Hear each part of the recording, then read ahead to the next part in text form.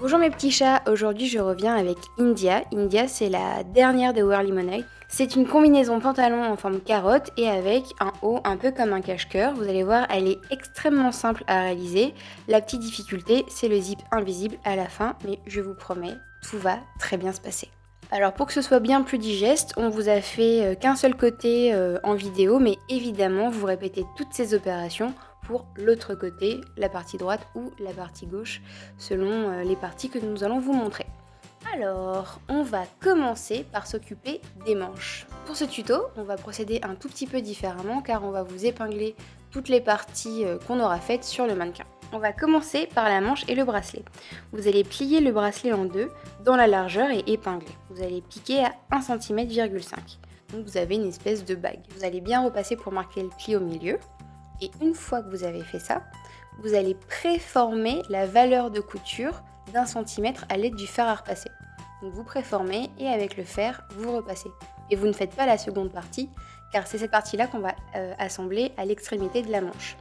Une fois que vous avez fait ça, vous allez bien ouvrir la couture et vous allez prendre la manche, la plier en deux, dans toute la longueur, endroit contre endroit, car nous allons faire une piqûre anglaise. Vous épinglez, vous piquez sous la machine et ensuite vous allez retourner la manche et piquer une nouvelle fois à 1 cm. Mais attention, la première piqûre, vous allez la faire à 0,5.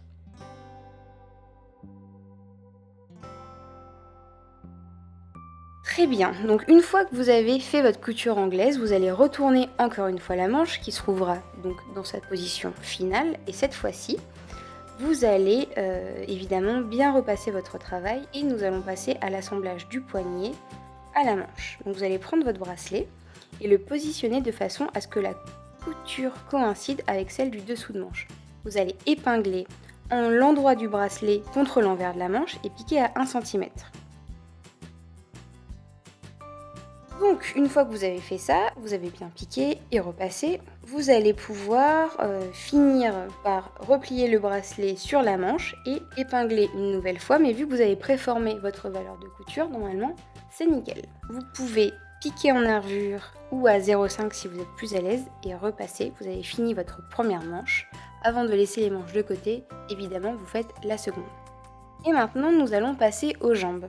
Nous, on va commencer avec la jambe la plus claire parce que, évidemment, nous sommes complètement dingues et nous avons envie de faire une salopette bicolore parce que sinon, c'est trop facile. On va l'appeler la combinaison un peu Ziggy Stardust. Donc pour cela, on va commencer par les fesses, en tout cas le derrière de la jambe, et on va créer la pince. Donc comme d'habitude, j'utilise le stylo qui s'efface avec la chaleur. Et vous pouvez marquer la pointe de la pince à l'aide d'un petit fil de bâti. Vous venez tirer et épingler en fait sur les lignes que vous avez tracées.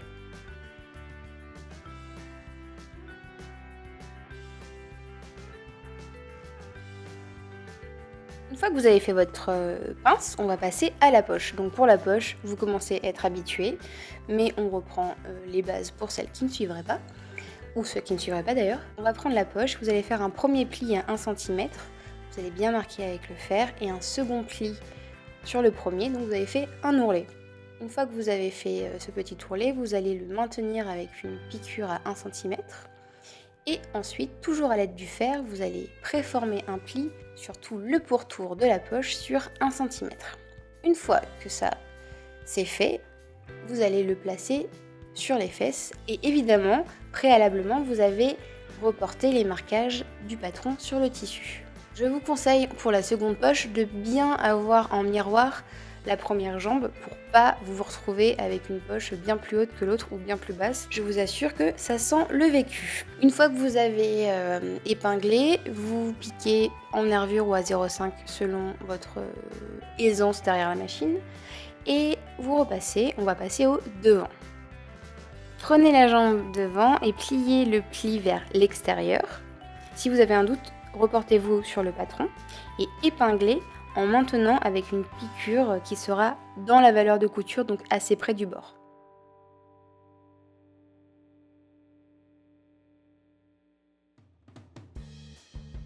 Endroit contre endroit, vous allez poser le sac de poche contre la jambe en faisant coïncider la ligne en diagonale. Donc une fois que vous avez épinglé, vous piquez, Vous venez ensuite retourner, repasser pour bien faire une droite bien nette et évidemment pour maintenir le sac de poche avec la jambe, je vous conseille de faire une petite piqûre nervure pour avoir un travail nickel. Une fois que vous avez fait ça, vous allez venir épingler toujours endroit contre endroit le fond de poche avec le sac de poche et vous allez juste piquer toute la partie courbe du fond de poche. Et ensuite, vous pouvez maintenir le haut de la poche et sur le côté avec une petite piqûre qu'on appelle morte. Je sais, c'est triste, mais c'est histoire de bien maintenir votre travail en attendant d'assembler le dos et le devant de la jambe. Vous allez maintenant fermer vos jambes. Donc c'est pour ceci, c'est très simple. Vous allez mettre endroit contre endroit le devant et le dos de la jambe et vous allez piquer les piqûres côté à 1 cm. Une fois que vous avez fait ça, vous faites un point zigzag ou un surjet et vous allez retourner le travail. On va passer à l'ourlet du bas des jambes. Donc je vous l'ai pas dit, mais évidemment c'est mieux de surjeter vos poches et toutes vos coutures. Mais sinon, si vous avez juste une machine familiale, on fait un joli point zigzag bien serré et tout se passera très bien. Donc pour l'ourlet, toujours la même chose. Vous allez faire 2 fois un pli d'1 cm à l'aide du fer à repasser. Et une fois que vous avez préformé votre ourlet à l'aide du fer à repasser, vous venez piquer à 1 cm du bord. Et évidemment, vous repassez bien votre jambe avant de vous lancer. Alors, maintenant vous allez insérer une des 2 jambes dans la seconde. Endroit du tissu contre endroit. Donc pour cela, vous pouvez en mettre une à l'envers et la faire glisser à l'intérieur de la seconde. Et vous allez faire coïncider la courbe de l'entrejambe et épingler et évidemment piquer à 1 cm. N'oubliez pas le surfil ou le point zigzag pour bien pour bien consolider votre couture. N'hésitez pas à mettre beaucoup d'épingles parce que c'est toujours une partie un peu délicate, l'entrejambe, et on préfère qu'il n'y ait pas d'embûche, sinon ce ne serait pas terrible. Mais normalement, il ne devrait pas y avoir de problème. Une fois que vous avez cousu la fourche de votre pantalon, vous allez venir retourner les 2 jambes et évidemment repasser pour avoir une ligne nickel. Donc là, vous avez fait vos manches et votre pantalon. Et maintenant, nous allons passer au buste. Vous allez prendre le devant et vous allez voir, il y a des petits crans au niveau de la ceinture. Vous allez plier les 2 plis vers l'extérieur en suivant bien le patron. Donc vous allez superposer en fait le premier pli sur le second et le troisième sur le quatrième. Une fois que vous avez fait ça, vous maintenez avec des petites épingles et vous venez faire une petite piqûre dans la valeur de couture à 0,5 du bord. Et évidemment, vous allez faire la même chose pour le dos. Donc là, il y a aussi 4 plis à faire dans le dos. Donc vous superposez l'écran, vous épinglez et vous venez faire une petite piqûre dans la valeur de couture. Vous repassez bien pour bien maintenir vos plis et nous allons assembler le dos au devant. Le buste. Maintenant, vous allez venir épingler endroit contre endroit les de devant au dos. Donc vous allez piquer les épaules et les côtés. Une fois que vous avez fait ça, vous venez faire une couture droite et ensuite un point zigzag ou un surjet. Et pour les coutures des côtés des épaules, vous allez venir piquer à 1,5 cm. N'oubliez pas, c'est très important pour la suite. Et sinon, si vous êtes une warrior, vous pouvez très bien faire des coutures anglaises pour les côtés et les épaules. Ça va être un petit peu galère car il faudra ouvrir vos coutures sur le côté car il y aura un zip invisible à passer. Une fois que on a fait ça, on va passer à la propreté. Vous allez assembler la demi-lune du dos aux 2 propretés du devant au niveau des épaules. Une fois que vous avez fait ça, vous vous épinglez et vous piquez évidemment. Vous repassez, vous ouvrez votre couture s'il le faut. Et vous allez venir surjeter ou faire un point zigzag sur tout le pourtour extérieur de votre propreté. Une fois que cela est fait, on va assembler la propreté au buste de votre combinaison. Donc vous faites bien coïncider les lignes des épaules, vous épinglez, on n'hésite pas à mettre beaucoup d'épingles.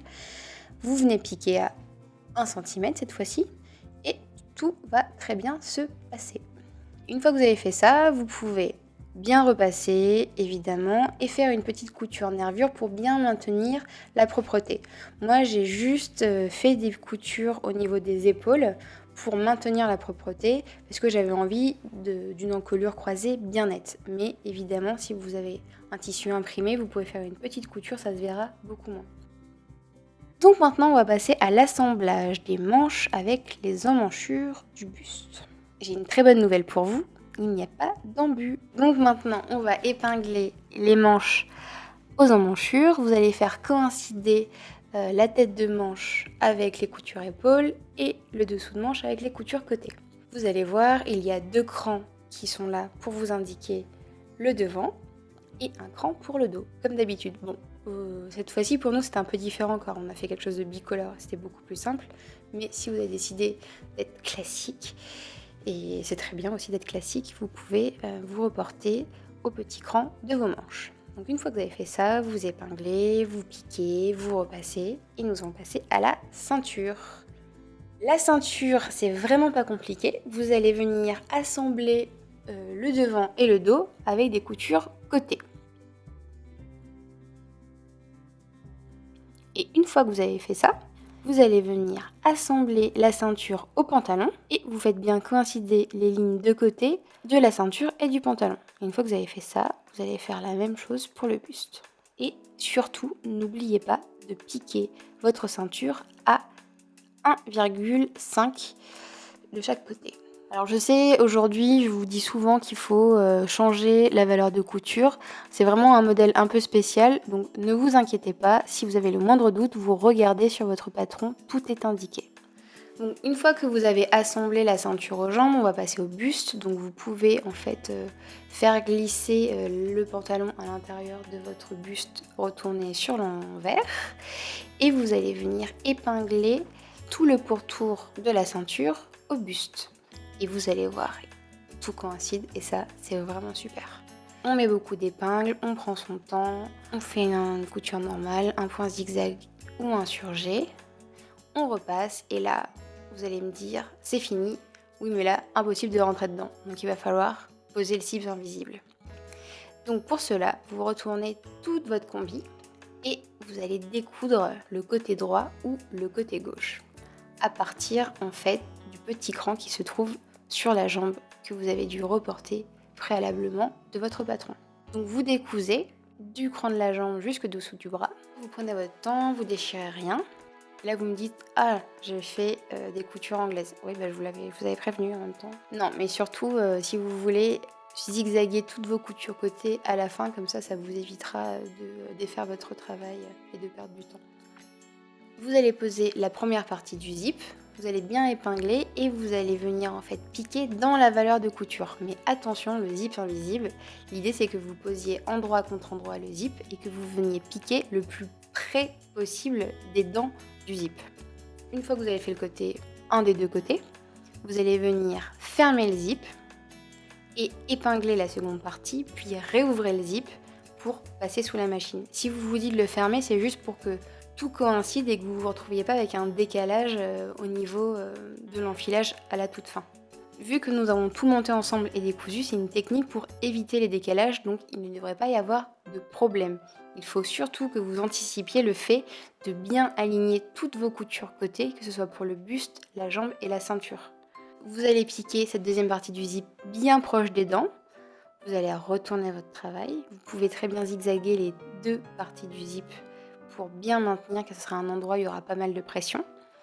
Vous retournez, vous mettez un dernier coup de fer à repasser et tadam, la discrétion assurée avec cette combinaison bicolore. Vous pouvez très bien faire cette petite combinaison dans une gabardine, dans un denim, même dans une viscose imprimée, ça peut être canon. Et surtout, je vous l'ai pas mis, mais sur le patron, vous avez 5 petits passants à poser parce qu'on s'est dit qu'elle était déjà assez chargée comme ça et qu'on n'avait pas besoin de lui rajouter une ceinture. Mais évidemment, libre à vous de customiser votre combi. Je vous dis à très bientôt et n'hésitez pas à partager vos réalisations sur le wall community de Make My Lemonade ou sur les réseaux sociaux avec le hashtag WearLemonade. Je vous dis au mois prochain pour la dernière pièce de la collection, la veste Maria, et une grosse surprise aussi à ce moment-là. Je vous embrasse et je vous dis à très vite.